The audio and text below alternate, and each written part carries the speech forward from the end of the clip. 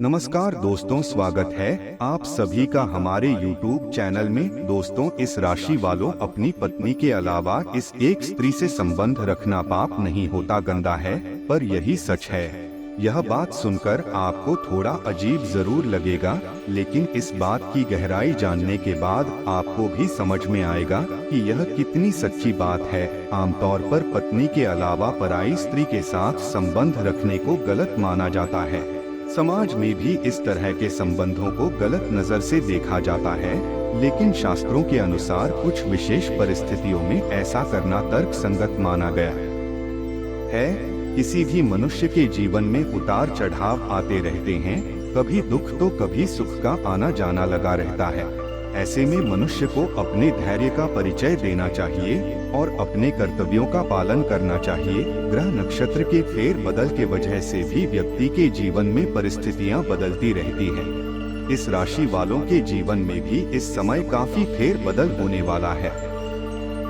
आपके जीवन में और कौन से परिवर्तन होने वाले हैं और किस तरह से पत्नी के होते हुए भी पराई स्त्री के साथ संबंध रखना गलत नहीं माना जा सकता, इस बारे में फुल इंफॉर्मेशन के लिए वीडियो को पूरा जरूर देखें। इस राशि वालों, एक पत्नी के होते हुए भी अगर आप पराई स्त्री से संबंध बनाते हैं तो ऐसा करना सही है या गलत, इस बारे में देवर्षि नारद ने यमराज से एक बार प्रश्न किया था। उन्होंने पूछा था कि क्या शास्त्रों के अनुसार धरती पर मौजूद पुरुष पत्नी के अलावा दूसरी स्त्री से संबंध बना सकता है?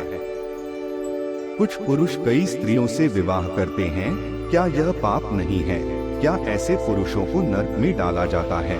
महर्षि नारद की बात सुनकर यमराज ने उनके प्रश्न का उत्तर देते हुए कहा कि इस प्रश्न का उत्तर देने के बजाय आपको एक कहानी सुनाता हूँ। तेरे सामान्य परिस्थिति में अगर कोई भी पुरुष अपनी पत्नी के होते हुए भी दूसरी स्त्रियों की तरफ नजर घुमाते हैं या उनके साथ संबंध रखते हैं तो ऐसा करना पाप होता है।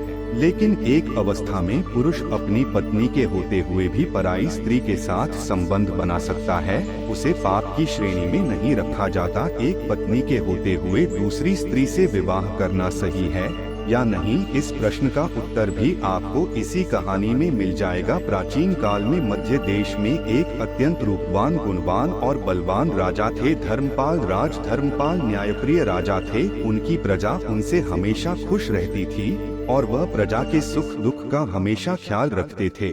महाराज की एक सुंदर और सुशील पत्नी थी, सुकन्या, जो उनका हर धर्म कमेहा बंटा थी। पति पत्नी आपस में बहुत प्यार से रहते थे, मिलकर यज्ञ हवन और अनुष्ठान किया करते थे। साम्राज्य में सारे सुख थे, सिवाय इस दुख के कि राजा रानी की कोई संतान नहीं थी। राजा रानी के इस दुख से प्रजा में भी काफी दुख था। सभी चाहते थे कि इस राज्य को कोई उत्तराधिकारी मिल जाए। पुत्र की प्राप्ति के लिए राजा रानी ने बहुत सारे यज्ञ किए, बहुत पूजा पाठ किए, लेकिन उन्हें कोई लाभ नहीं मिला। समय बीतता गया, प्रजा ने राजा से कहना शुरू कर दिया कि महाराज, आप संतान सुख के लिए दूसरा विवाह कर ले।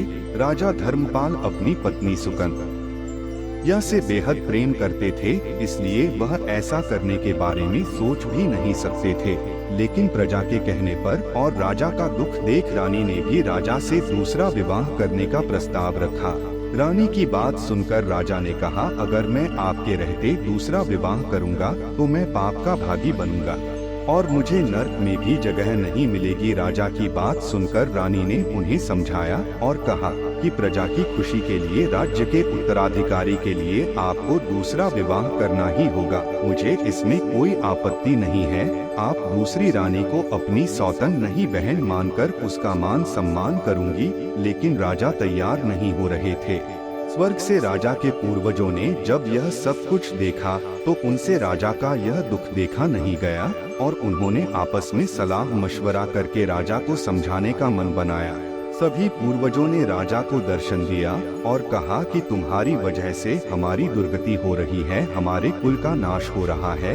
उनकी ऐसी बातें सुनकर राजा ने हाथ जोड़कर कहा कि मुझसे ऐसी क्या गलती हो गई, ऐसा क्या पाप हो गया जो आपको इतना कष्ट मिल रहा है? पूर्वजों ने कहा कि तुम दूसरा विवाह क्यों नहीं कर लेते? जब तक तुम्हारा पुत्र नहीं होगा हमारा वंश आगे नहीं बढ़ेगा और हमारे कुल का विनाश हो जाएगा। एक पुत्र ही अपने माता पिता का उद्धार करता है उन्हें मोक्ष दिलाता है। जब वह श्राद्ध करता है तो हमारे कष्ट नष्ट हो जाते हैं। वह पृथ्वी पर दान पुण्य करता है तो हमें स्वर्ग लोक में भोजन प्राप्त होता है। पूर्वजों के समझाने पर भी राजा दूसरा विवाह करने को राजी नहीं होते हैं। तब पूर्वज यमराज के पास जाते हैं और उनसे विनती करते हैं कि आप ही हमारे पुत्र को समझाइए। उनके ऐसा कहने पर यमराज एक साधु के वेश में राजा धर्मपाल के पास आते हैं और उनसे कहते हैं कि मैं तुम्हारे पूर्वजों के कहने पर यहाँ तुम्हें समझाने आया हूँ। तुम दूसरा विवाह कर लो। मैं तुम्हारी एक पत्नी व्रता होने से प्रसन्न हूँ और मैं तुम्हें बताता हूँ कि पुत्र प्राप्ति के लिए किया गया दूसरा विवाह किसी भी कारण पाप नहीं होता। यमराज की बातें सुनकर महाराज दूसरा विवाह करने को राजी हो जाते हैं और सुकन्या की सहमति से दूसरा विवाह करते हैं और उन्हें 1 वर्ष के पश्चात पुत्र की प्राप्ति होती है।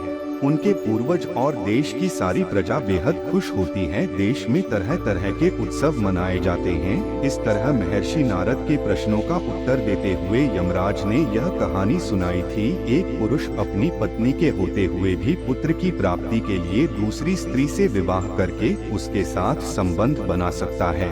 शास्त्रों के अनुसार ऐसा करना पाप नहीं है। अब दोस्तों बात करते हैं कि इस स्त्री के आपके जीवन में आने से आपका लव लाइफ, स्वास्थ्य, कैरियर कैसा रहेगा। कामकाज में सफल होने के लिए कठिन परिश्रम करने की आवश्यकता होगी। विरोधी वर्ग हर तरह से सक्रिय रहेगा, जिसके कारण आप दिक्कत महसूस करोगे। इस सप्ताह किसी तीर्थ स्थान की यात्रा करने का अवसर मिल सकता है। परिवार के साथ अच्छा तालमेल बना रहेगा। विशेषतः भाई का अच्छा सुख एवं सहयोग प्राप्त होगा। इस सप्ताह दाम्पत्य जीवन सुखद रहेगा। जीवन साथी और संतान की तरफ से मिलने वाला सुख और सहयोग उत्तम बना रहेगा। ईश्वर की आराधना करने से आपको मानसिक शांति प्राप्त होगी।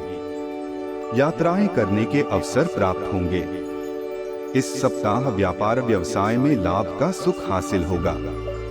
शरीर में नवीन ऊर्जा का संचार देखने को मिलेगा। यह सप्ताह आपके लिए शुभ रहेगा।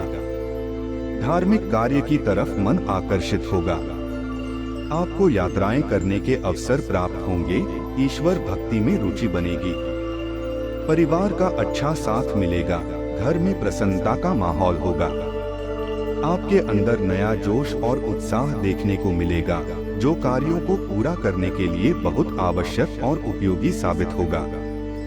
इस सप्ताह गृहस्थ जीवन में आनंदमयी वातावरण देखने को मिलेगा। बड़े बुजुर्गों का आशीर्वाद आपके लिए अच्छा बना रहेगा।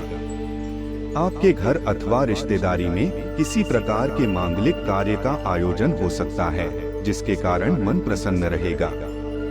किसी लंबी दूरी की यात्रा या किसी मनचाही यात्रा करने का अवसर प्राप्त होगा। आपका कोई करीबी शायद आपके कारण भावनात्मक उथल-पुथल के दायरे में है।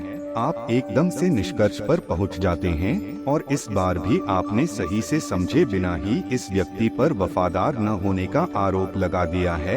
आपके लिए अच्छा यही होगा कि आप पहले शांति से बैठकर सही समय तक का इंतजार करें और अच्छे से सोच लें। आपको अपने भोजन की योजना इस प्रकार बनानी होगी कि आपकी रोग प्रतिरोधक क्षमता में बढ़ोतरी और सुधार हो। आपको आज संक्रमणों का खतरा बना रहेगा। ऐसी स्थितियां बन रही हैं कि आप खुद को एलर्जी पैदा करने वाली चीजों के संपर्क में आने से नहीं बचा पाएंगे। इसीलिए अपनी सेहत का ध्यान रखते हुए अपने भोजन में खूब विटामिन शामिल करें। पानी भी खूब पिएं। आज माहौल में ही रोमांस बिखरा हुआ है। आप बहुत सारे मनोरंजक और मजेदार आदमियों के संपर्क में आएंगे और इनमें से किसी एक के साथ मुलाकात सार्थक साबित हो सकती है। जिनका संबंध पहले से बना हुआ है, वे अपने पुराने संबंध में अंतरंग डिनर या पिकनिक पर जाकर एक नई जान फूंक पाएंगे। आपका पार्टनर पिछले कई दिनों से कुछ खिंचा सा है, लेकिन आज स्थिति में सुधार होगा। कुछ समय से अपने कार्यालय में आप काफी अच्छा काम कर रहे हैं और ये खूबी आज आपको अपने मालिक की नजरों में काफी ऊपर उठाएगी। पदोन्नति भी आपका इंतजार कर रही है, परंतु आपके सहकर्मियों की द्वेष एवं जलन आपका मन खराब कर सकती है। ये आपके लिए एक मुश्किल चुनौती की तरह है और आपको इस बात का ध्यान रखना है कि ये चीज आपके मन और मस्तिष्क पर बुरा प्रभाव न डाले। दोस्तों, आशा करते हैं कि आपको हमारी जानकारी पसंद आई हो तो वीडियो को एक लाइक जरूर करें और चैनल पर जो भी जातक नए आए हैं चैनल को सब्सक्राइब कर ले ताकि ऐसे ही ज्ञानवर्धक वीडियो आपको समय से मिल सके। और दोस्तों, कमेंट में जरूर बताइएगा कि आपको यह जानकारी कैसी लगी। धन्यवाद।